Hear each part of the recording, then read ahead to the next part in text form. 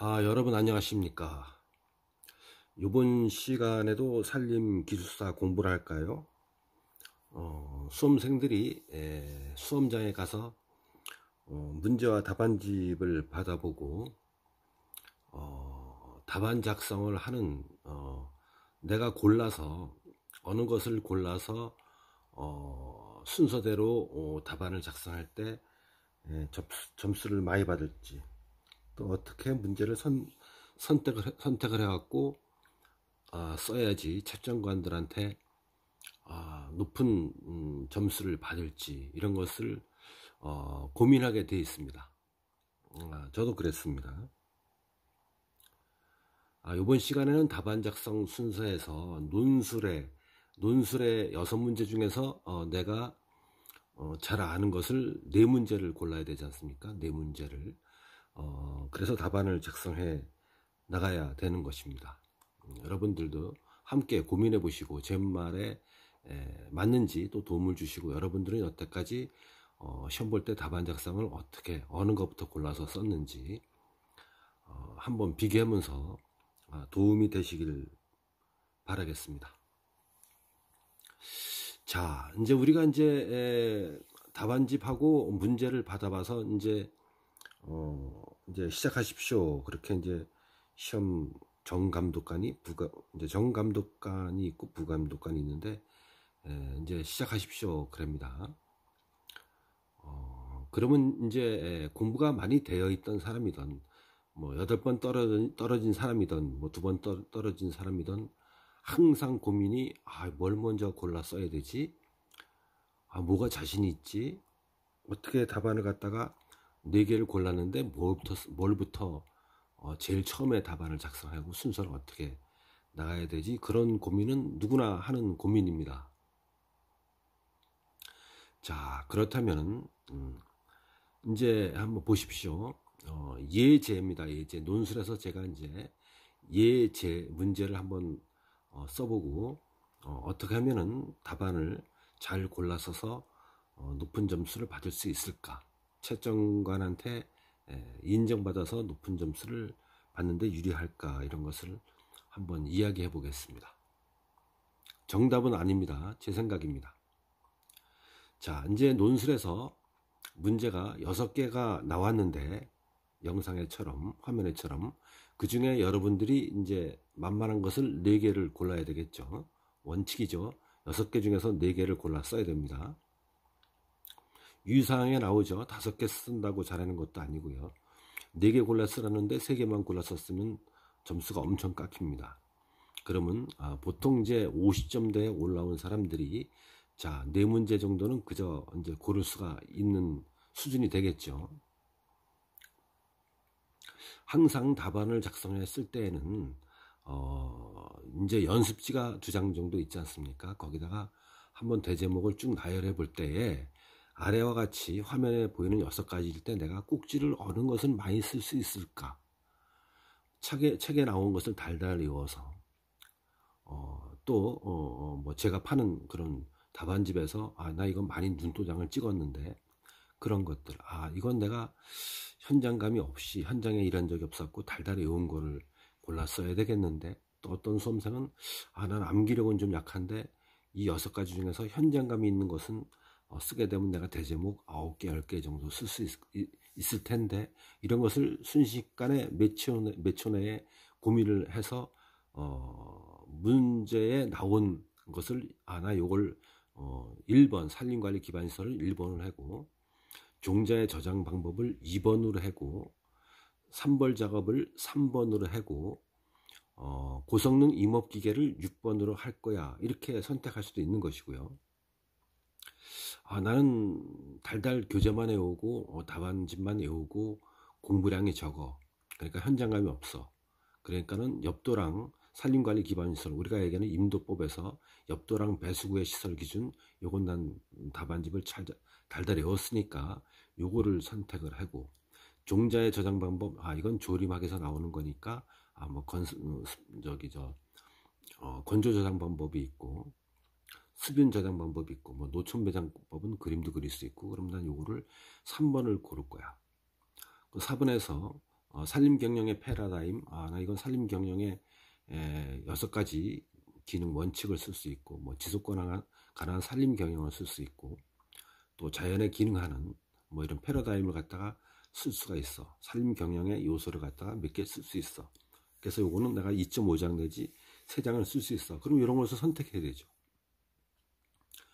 또 현장감이 있고 암기력이 조금 약하고 현장감이 있는 사람들은 나는 산림관리 기반 시설 중 엽도랑 배수구 시설 설치 기준, 요거는 책에 나와 있는 거 임도법을 좀 외웠고, 나는 현장에서 설계를 하는데 또 감리를 하는데 시공을 하는 산림조합 직원인데, 난 요건 책에 있는 거 외에 엽도랑에 가는 거, 엽도랑의 깊이는 어떻고 폭은 어떻고, 엽도랑에서 측구 보호공은 산돌 쌓기도 있고, 뭐 시생토랑 쌓기도 있고, 그리고 원형 돌만테 쌓기도 있고, 아니면 그냥 잔디를 심는 방법도 있고, 있을 수 있어.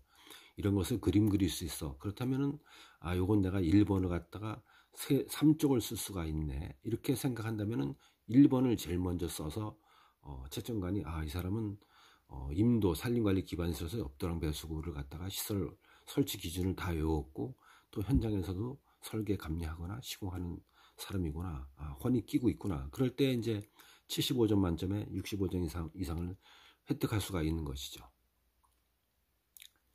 그냥 암기만 하는 사람이 산림관리 기반시설 중 엽도랑 배수구의 설치 기준 요것만 달대로 쓰게 되면은 절대 2.5장 내지 3쪽을 쓸 수가 없습니다. 그러니까 내가 이제 6가지 중에서 6문제 중에서 4개를 반드시 골라서 써야 되는데, 내가 암기를 많이 했거나 아니면 현장감이 있거나 내가 답안을 서브 노트를 작성해서 장황하게 쓴 것을 다 공부가 돼 있어서 옮겨 쓸 수 있다.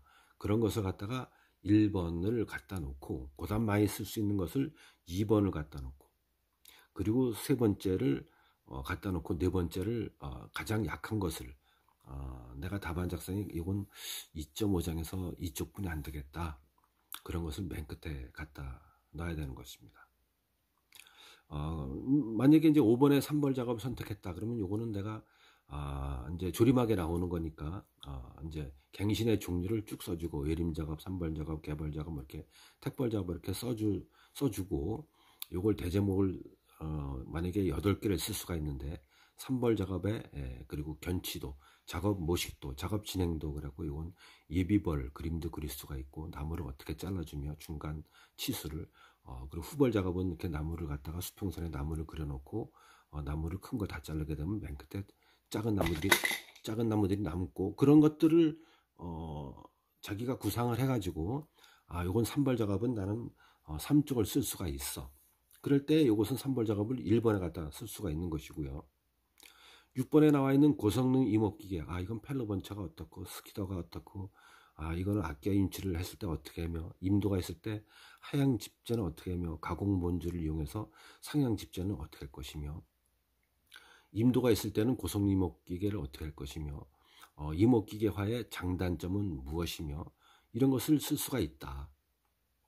그럴 때는 고성능 이목기계를 갖다가 도식화도 가능하고, 임도에서 목재를 수확하는 그림도 그리는 것이 자신 있다.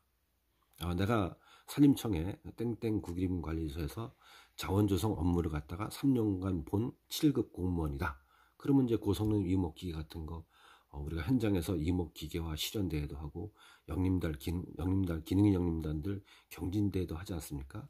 그런데 참석해서 느낀 점, 또 팜플렛, 리플렛 이런 거, 현장 교육자료 같은 것, 그런 데서 내가 눈여겨보는 것들을 갖다가 고성능 이목기계에서 써주게 되면 높은 점수를 받을 수가 있지. 함미백은 어떻고 함산백은 어떻고 뭐 이렇게. 그럼 고성능 이목기계를 갖다가 도식화가 될 수가 있고, 여러가지 대제목을 내가 9가지 10개를 갖다가 써서 3쪽을 쓸 수가 있다. 그럴 때는 고성능 이목기계를 갖다가 1번에 갖다 놓고 내가 쓰는 것입니다. 답안 작성 순서는 용어든 논술이든 상당히 중요하죠. 근데 이제 수험생들의 그 답안을 선별해서 쓰는 순서가 다양한 이야기들을 하는 것입니다. 어떤 사람은 중간 정도 한 2장 쓸 수 있는 거를 1번 갖다 쓰고 3쪽을 쓸 수 있고 제일 많이 하는 것을 2번에 갖다 쓰고 가장 약한 문제를 갖다가 3번에 갖다 쓰고 한 70% 아는 문제를 갖다가 4번에 갖다 쓴다. 이렇게 이야기하는 사람도 있고요. 저 같은 사람은 가장 많이 아는 것을 1번, 두 번째로 많이 하는 것을 2번, 세 번째로 많이 하는 것을 3번, 네 번째로 많이 하는 것을 4번에 갖다 놓고 씁니다. 그렇게 해왔고요. 용어하고 또 논술은 또 답안 작성 순서가 좀 틀릴 수가 있을 수 있겠습니다. 왜냐면은 이제 7장이니까 한 14쪽이죠. 14쪽을 합격하는 사람들은 다 쓴다고 보면 됩니다. 14쪽 쪽에서 13쪽을 쓰고 이 정도면 됐지. 그러면 그건 떨어집니다. 필기에서 합격하는 사람들은 14쪽을 다 쓰고 답안지 하나 더 주십시오 그래갖고 15쪽 쓰는 사람도 있습니다. 제가 봤습니다. 14쪽을 쓴다는 사람들은 키워드도 다 들어가고 경험도 다 들어가고 도식도 다 들어가고 표도 다 들어가고 다이아그램도 다 들어가는 것입니다. 그리고 옆에 언저리 것도 다 갖다 씁니다. 그럴 때에 14쪽을 쓸 수가 있습니다. 네 문제를 골라가지고. 그런 사람들은 이제 75명 수험생 중에서 전국에서 한 5등 안에 드는 수험생들이 14쪽을 다 쓴다고 보면 됩니다. 13쪽을 이상 쓰는 사람들은 75명 중에서 10명에서 15명 된다고 보면 됩니다. 상당한 공부량과 그리고 현장감과 그리고 답안 작성하는 스킬, 임기, 응변 능력이 상당히 뛰어나는 사람들이 합격을 하는 것입니다. 여러분 이번 시간에 답안 작성 순서에서 제가 말씀드린 6꼭지 중에서 내가 4개를 골라서 어떻게 순서를 1번부터 4번까지 정해서 쓸 수가 있는가 여러분 나름대로 공부량과 또 어느 문제가 유리한지 그런 것을 갖다가 감안을 하셔갖고 답안 이제 수험장에 가서 열흘 남았습니다. 137회가 수험장에 가서 높은 점수를 받는데 꼭 뭐 60점 이상 안 되더라도 난 이번에 137에서 57.8을 받았어. 또 산림기술사 공부 모임 운영하는 분 얘기대로 많이 아는 것부터 썼는데 좀 점수가 올라간 것 같아. 52점에서 57점으로 올라간 것 같아. 그렇다면 그것도 하나의 성과가 되는 것이니까요. 제가 무작위로 논술에서 1번 산림관리 기반시설 중 엽도랑 배수구 설치 기준, 2번 소나무 재선충병 방제 방법, 3번 종자저장 방법, 4번 산림경영의 패러다임, 5번 산벌 작업, 6번 고성능 임업기계라는 것을 제가 예제를 6가지를 정해놓고 어떻게 어느 것을 먼저 초이스해서 1번, 2번, 3번 매겨서 답안을 작성하게 되면은 높은 점수를 받을 수가 있고 시간에 쫓기지 않고 고민하지 않는다. 내가 초이스하는 문제를 고민하지 않는다. 그래도 이것만 알아도 여러분들이 시간을 안배하고 5분 내지 10분을 갖다가 절약할 수 있기 때문에 벌써 22줄에서 10줄은 먹고 간다 이렇게 생각을 하시고 잘 명심하셨다가 이번 137회 시험에서 도움이 되시길 바라겠습니다. 용어도 마찬가지로 제가 이제 논술의 경우와 용어의 경우를 분리해서 이제 영상 올리려고 했는데 용어도 마찬가지입니다. 근데 용어는 13개 중에서 10개를 골라야 되는데 50점대에 들어온 사람도 13개 중에서 10개를 다 알 수가 없습니다. 2개 정도는 모릅니다. 하도 문제를 출제하는 사람들이 생뚱맞은 문제를 갖다 놓을 수가 있지 않습니까? 뭐 아페크 이런 것들, 아세안 산림협력기구, 뭐 지지오량 뭐 이런 것들, 그러니까는 우리나라의 목재 자금률 뭐 이런 것들. 그러니까 여러분들 공부를 폭넓게 해야 되고요. 용어에서도 내가 많이 아는 것을 이제 보통 55점대에 가시는 분들은 13개 중에서 7, 8개는 압니다. 정확히 알거나 비스무리하게 알거나. 그리고 누구나 다 똑같이 10개 중에서 2문제는 모르는 것을 소설을 쓰게 마련입니다. 공부량이 아주 많은 사람 같은 경우에는 13개 중에서 11개도 알 수 있겠지만 보통의 경우가 그렇습니다. 13개 중에서 8개 정도로 알고 2개를 갖다가 소설을 쓰는 경우가 많습니다. 그 소설을 맨 끝에 갖다 놔야지 소설을 앞에 갖다 놓으면 시험에서 떨어지는 것입니다. 자, 이번 시간에는 여러분들 137회 얼마 열흘 남았습니다. 답안 작성 순서 제가 또 옛날에 경험된 것이고요. 그래서 여러분들한테 수험생 여러분들한테 이 영상을 보시는 이제 구독자분들한테 도움이 되기 위해서 말씀을 드려봤습니다. 현장감이 없고 암기를 많이 한 사람은 암기한 것을 쓸 수 있는 것을 먼저 써야 된다. 현장감이 있고 암기력이 조금 없는 사람들은 문제 중에서 현장감이 있는 것을 도식화할 수 있는 것을 골라서 먼저 써야 된다. 이것이 키워드가 되겠습니다. 감사합니다.